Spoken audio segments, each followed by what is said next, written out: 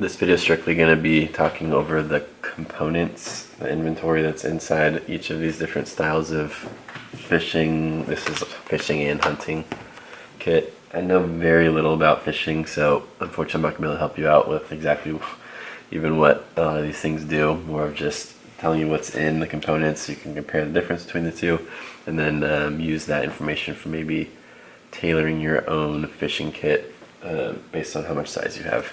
So these are technically two different items. I don't know if they even sell this anymore. It's just a compact version of the basic version of the survival fishing kit that you can buy from Amazon. The company's called B.O.S.S Glide. So just reading straight from the package, the only difference between the two is that one's in a plastic bag and one's in the metal tin, but they have the exact same components inside. So fishing lures, salmon eggs, a fly, bait holders, a leader, assorted weights, floats, 50 feet of 12-pound test fishing line, and a desiccant. So as opposed to opening the watertight sealed, so it's sealed with plastic like for shipping purposes, but then it's also like electrical tape all the way around the rim. So I'd like to keep this waterproof instead of opening it. This one though, I will open and show you guys the components. I'm sorry if I get any of these components wrong. Like I said, I don't know very much about fishing. Looks like hooks and weights in there. This is your float. These are salmon eggs. A couple lures with hooks.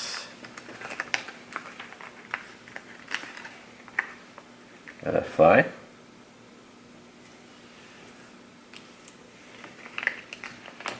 And then the 50 feet of 12-pound test fishing line. Pretty simple, really small, easy to stick anywhere, even in your pocket, or definitely in just a storage compartment in your bug out bag. More likely to need to use this in a long-term bug out bag as opposed to like get home bag. Like the videos I've done so far on the channel is short-term get home bag. You don't have time to stop to fish. But eventually I'll get to covering a video on a salt pack, long-term bug out bag type stuff. So that's the basic kit in the $20 range. This is a little more expensive. You can tell that maybe 15 to 20 items in either of these kits. This apparently has 127 components. It's both fishing and hunting. So we'll just get straight into this kit. Waterproof storage container, takes up a lot more space. I'm just going to take everything out of the container and then talk over everything once it's out. So I'll quickly talk through each of the components. I'm not a pro fisher. I don't really know exactly what every single one of these does, but I can at least talk you through my understanding of how everything works. This is pretty basic. This is just the multi-tool. It's pretty impressively small. It's not very high quality, but when it comes to like setting the weights onto a fishing line, the clamping from the actual plier portion of the multi-tool is what you can use that for. Cutting any of these lines, I'm sure the cutters at the bottom end of the teeth would be a good use for that. There are two tools inside of each handle. There's a flathead screwdriver and then a little nail file, a Phillips head screwdriver, and then a small knife. Not very good quality on any of it, but it's surprisingly small and compact. Once you've unfolded the second of the two arms, it'll actually let the spring push the teeth apart. So it's spring loaded open until you've reset the arms back in.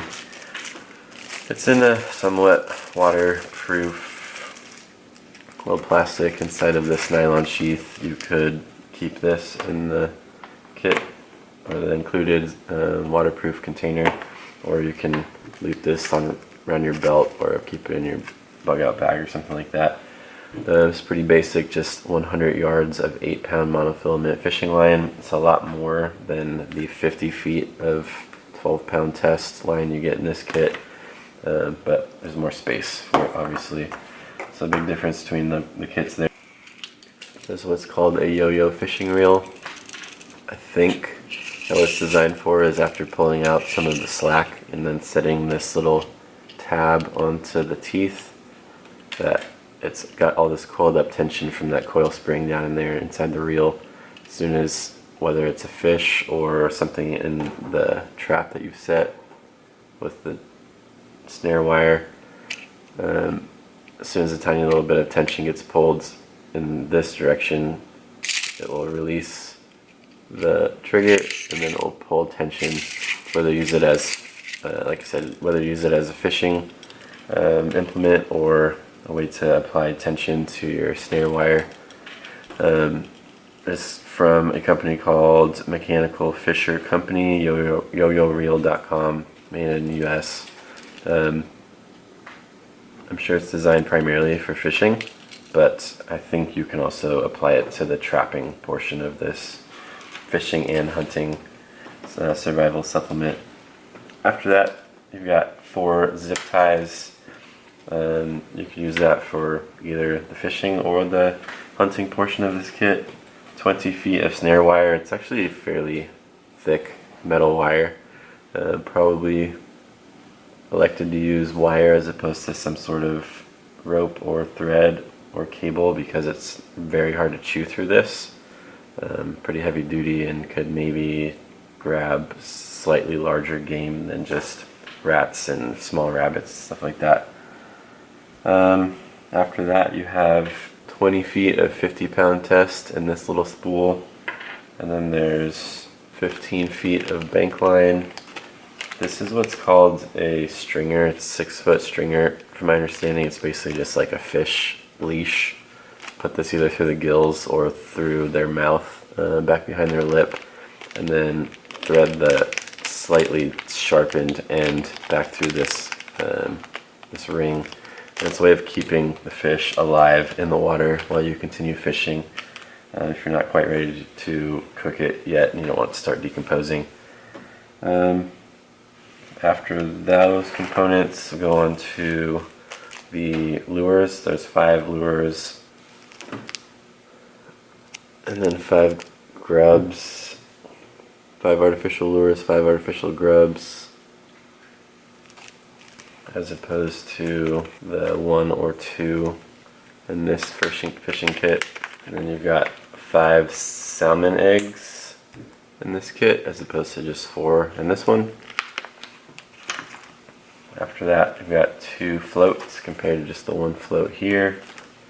Then this little pouch has screw eyelets and a razor blade and some safety pins, as well as 2 L screws. So I'll try to just take one of each of the components out that I'm talking about. I think the screw eyelets are probably designed so you can maybe build your own version of a fishing rod out of just a stick you can maybe find. So it's got threads on one end and you can thread the fishing line through the other. I don't know exactly what you would use these L screws for. They're a little bit thicker gauge than the little screw eyelets. And then there's a million uses for safety. 6 screw eyelets and 5 safety pins and 2 of the L-shaped screws, and then just 1 razor blade with that protective cardboard cardstock on it. And you've got the 6 ball bearings. These are 3/8 inch, what they're considering slingshot ammo. Got some weight to it. If you are going to be using the slingshot a lot, then you might want to add extra ammo, because 6 is not very much, especially if you're not going to be able to find these to reuse them. And then this last bag is where most of the fishing components are.